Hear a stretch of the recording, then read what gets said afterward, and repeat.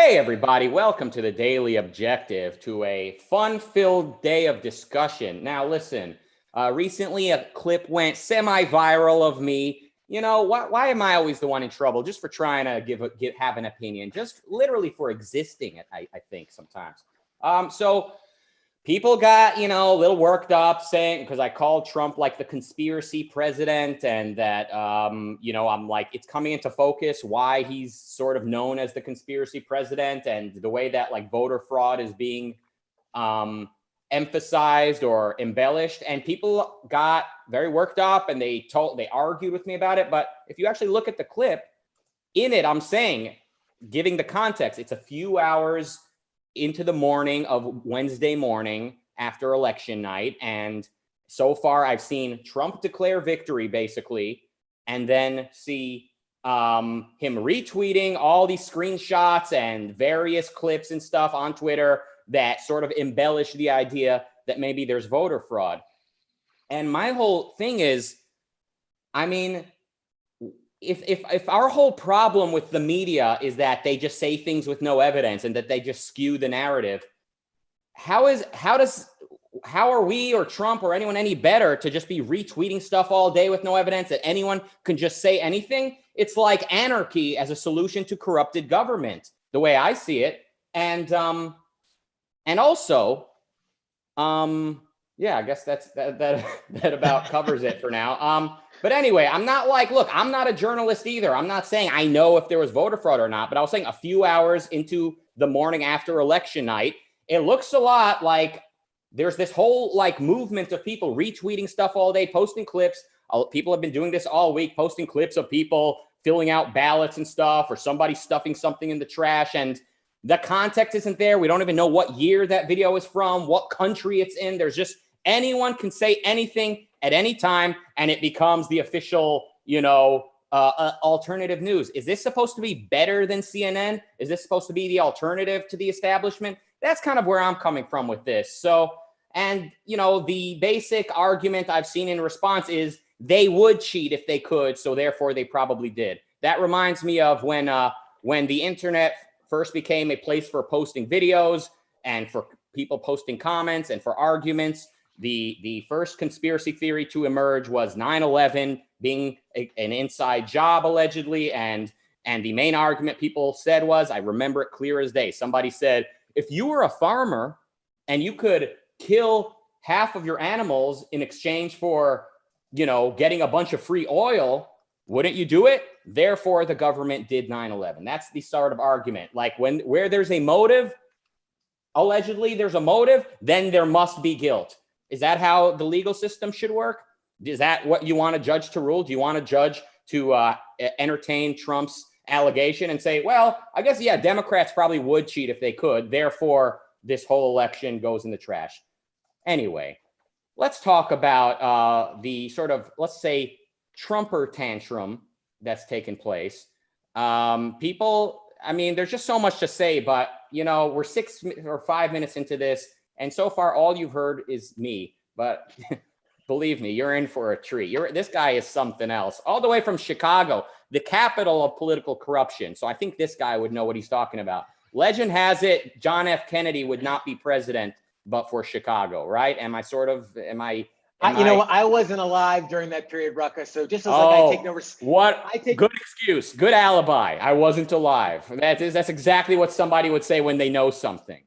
Yeah, I take no responsibility for slavery. I had nothing to do with it. I take no responsibility for the dailies. I had nothing to do with it. But it's great to be with you today and with the Ayn Rand Center UK, talking about a really interesting ideal, and this idea of conspiracy theories, as we've seen played out in a lot of modern American politics, and kind of how do we interpret that as objectivists? And look, I think I don't want to say willingness, but your observation that maybe perhaps some within GOP circles now are engaging in some conspiracies. It doesn't come out of thin air. I mean, keep in mind, President Trump engaged in the whole birther conspiracy for years. So, there is a history of this. And, as I look at it, we always go back to reality. I remember Dr. Peikoff has a wonderful, I forgot which one of his lectures it is, but he talks about just the facts, ma'am. The old, wasn't Perry Mason, one of the old detectives, just the facts, and as objectivists, I think there should be that emphasis on facts, on reality, on what it is. But conspiracy theories, as I see it, this is me talking now, it's almost like it's a way of coping. It's a way of dealing with reality that might be kind of difficult to deal with. Like, for example, if you wish that you had the biggest crowd size in inauguration history and you didn't have it, you would keep telling yourself a story. There's conspiracy, it's the media. And, so I go back to this idea of reality exists as objectivists. We know that A is A. And the sooner we accept reality, whatever it is, whether it's losing an election, having a bad crowd size, breaking up with a girlfriend, having a bad thing at work, if you don't acknowledge reality, you can't deal with it. You can't think of a way to work with it, move past it. And that's the thing with Trump I always go back to, is this kind of unwillingness to acknowledge reality. What I think as objectivists, we would call the primacy of consciousness, really kind of your existence being only in your head. And it's a frustrating thing to try to debate with politically, but it's got to be even more frustrating way to live, because you're truly not in touch with the reality. And I think if you want to live a successful life, that's your first step. Yeah, and I mean, what's the point of voting if you think it's all rigged? Like, what's the point of celebrating a victory if it was all rigged anyway? Like, it just seems so very selective. And yeah, I mean, in the chat room, we've got Gintas. They like when we engage with the audience. Lord Emperor Razi says, yeah, engage with the chat room a little bit. All right, well, Gintas says it's not, quote, they would if they could, but, quote, that's what they usually do, so why wouldn't they do it this time? Okay, then prove they did it.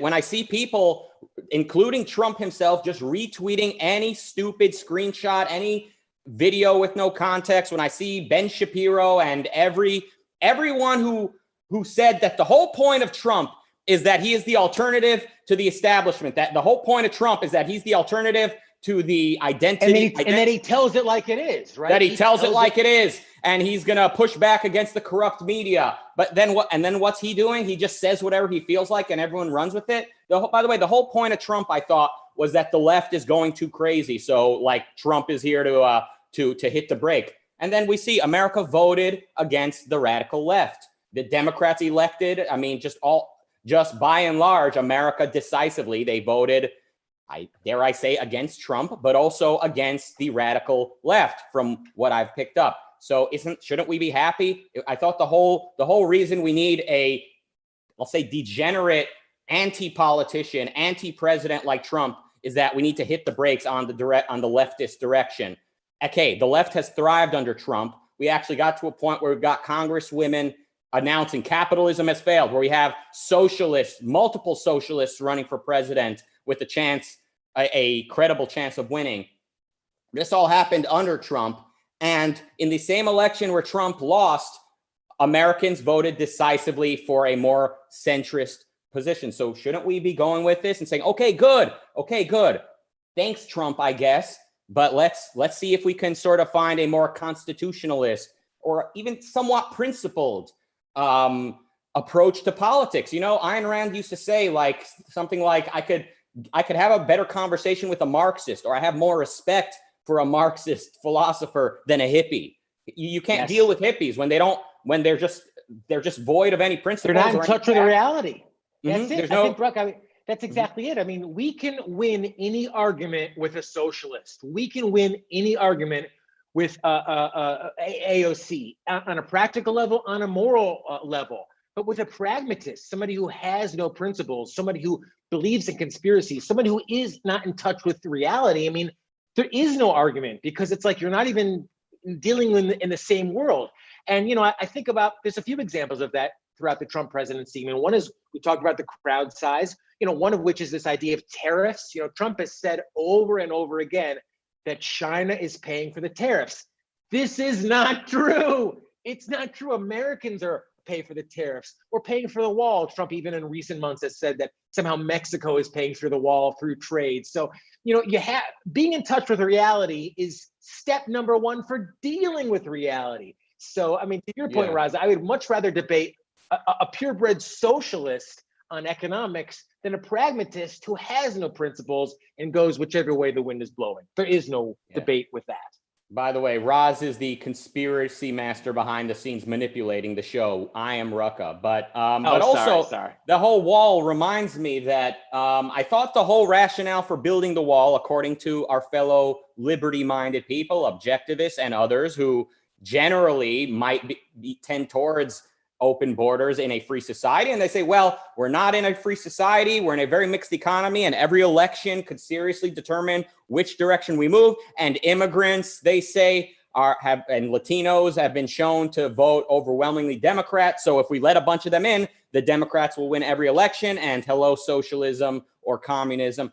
And okay, it's an argument to be made. I've never taken a strong position on that. But then when I see Latinos and other minority groups have voted Republican in record numbers this election. Okay, so are we still married to this wall? Are we still married to this wall? Is this wall, are we still closed border people? I know there's other reasons to be closed border. Again, I know people are triggered, by the way. I mean, you think the leftists get triggered. You should see Trump fans and anti-immigration people. They don't listen to the words that I say. They're not interested in hearing what I say when they get so worked up. But I'm not taking a position necessarily on what the immigration policy should be. But if the reason to be opposed to immigration is that immigrants, especially Latinos, especially non-whites, trend towards voting Democrat, and then we see that changing, we see them voting Republican, are you still like really enthusiastic about this wall? What does this wall really represent? Did you ever think that a liberty movement would get behind this sort of demagogic type of figure chanting "build a wall"? You know, a crowd of people all wearing the same stupid hat, "build a wall." This is not healthy. This is not healthy. And I know, and in the chat room, well, they're looking at the evidence. Good. Look at the evidence. If it turns out there was fraud, it's not a point against me. I never said there is or isn't. I'm saying when I see people running with allegations and acting like that's conclusive evidence, then there's no standard anymore. Yeah, I mean, there's a level of, you know, as objectivists, you know, we're individualists, right? We believe in evaluating the evidence, making up our own mind based on our own self-interest. And, you know, Rucka, what I hear you alluding to, and I know what I've observed in the last number of years and increasingly is just this level of tribalism of, you know, my tribe, no matter what the evidence that I haven't seen in American or British politics for a long time, or even forget even politics, in that culture. You know, as Americans, we've always kind of valued ourselves as these, you know, as these individualists making up our own minds. But, you know, this willingness to put reality aside just to kind of get, and even with an objectivism, I mean, I think one of the wonderful things, you know, years ago, Dr. Peikoff and Dr. Yaron Brook had a debate about immigration. Dr. Peikoff was for more, let's just say, stringent immigration. Dr. Brook was for more open immigration. They had a very civil debate, and like that can happen within society, within objectivism, debates on basic issues. But it can't happen if you're not in touch with the reality. And I think what I hear you saying, and I agree, is this idea of, you know, things like the wall being a litmus test. If you're for the wall, you're a good guy. If you're against the wall, you're a lying or a libtard or whatever, you know, leftist, whatever it ought to be. I mean, you know, it's a kind of a detachment from reality and a detachment from the principles, I think, that ultimately move the world. Yeah, and my point isn't even necessarily, again, it's not necessarily that there should be a wall, that there shouldn't be, that immigration should be open, that it should be closed. I mean, I'm just saying, like, if the fact that brings the wall into necessity, if the rationale for being for this wall and being willing to hold your nose, at least I would be holding my nose watching Trump and his excitable crowd chanting "build the wall." If the reason to be part of that is that, well, the immigrants are going to vote so overwhelmingly against liberty that, like, we need to keep them out at all costs so that this country has a chance. If that's the rationale, but then you see that immigrants are not even voting as predicted, and also, you know, Cubans in Florida tend to vote Republican as well. Yeah. I mean, it's that all whole about thing ideas. is just, honestly, Rucka, it's giving me the heebie-jeebies of like, this group of people does this color of people does that. Bullshit. You know, in the early 2000s, I believe George Bush got a lot of Latino votes. But the point is that our principles, the principles we talk about of like independence, thinking for yourself, acting in your self-interest, capitalism, free markets, These are applicable to anyone, no matter what your history, if you're Ivy League or the barrio. These are principles that will work for you, that will work for a society, and that we should be advocating. So just getting into this whole business of like, oh, the Jews do this, and the blacks do this, and it's just collectivism, and it's just. It is, but let me pull a Nikos here and just like let me sort of push back a bit and say, well, they're not necessarily saying it's people of a certain color. They're saying people who immigrate, certain demographics from Mexico, let's say, or from wherever, tend to vote Democrat, or blacks, Jews, other groups tend to vote a certain way, and those sort of trends, they can be sort of identified and said, people have free will, but they tend to vote in a certain way. So I'm saying not everyone who points out these trends is doing so in it with racist motives. But I think we would agree that at the end of the day, when reason has a comeback, when the facts are held primary, when primacy of existence becomes the axiom, what do you call that? The metaphysical position. Yeah, like that thinkers go with, then that overtakes the culture. Then of course it won't matter which group votes how, because the political system will reflect that type of individualism, and there will be no possibility of a group voting against the rights of an individual. But I mean, it's a bit disheartening, but also kind of liberating to kind of realize, to just kind of realize what's going on. Like I said, Trump retweeting all these things. Like, is this the same Trump who's just so in touch with what's going on that, like you said, he's going to tell it like it is, and he's going to go to court and show them the evidence? In courtrooms, thank God, they still do look at evidence. It's not just a question of hearsay to a large extent. That's going to change one day. Courtrooms are not immune to the personalities that this culture produces. There might come a time when courts are all just kangaroo courts. You know what I'm saying? But for now, I'm seeing people cry wolf, say that we're in a banana republic because of voter fraud. But shouldn't evidence be admitted first? Yeah, I mean, I think that's just it. I mean, it's almost, for me, it's freeing a bit, Rucka, to know that you don't have to have, as an American, as a Briton, as anyone else, a blind allegiance to any one tribe. Your allegiance, I think, should be to the facts of reality, and that should be one's number one priority at all the time. And evaluating those facts, dealing with them as what they are. I mean, and I think it's the Bacon quote that I believe Ayn Rand also quoted, that is that nature to be commanded must be obeyed. So it starts with just acknowledging the basic facts of reality. And it's funny, I used to, you always used to say that religionists were kind of a little bit off the deep end, the ones that say that they saw, friggin' Jesus in a Cheeto or something like that. I mean, you say, okay, whatever. But now in the political sphere, for the first time, I see that same sort of primacy of consciousness where people will say it's the biggest crowd size ever, even though it wasn't. So our goal should be not allegiance to any political party, but allegiance to the facts, allegiance to reality, allegiance to reason. That's the first step to a better society. Absolutely. I'm reminded of a 9/11.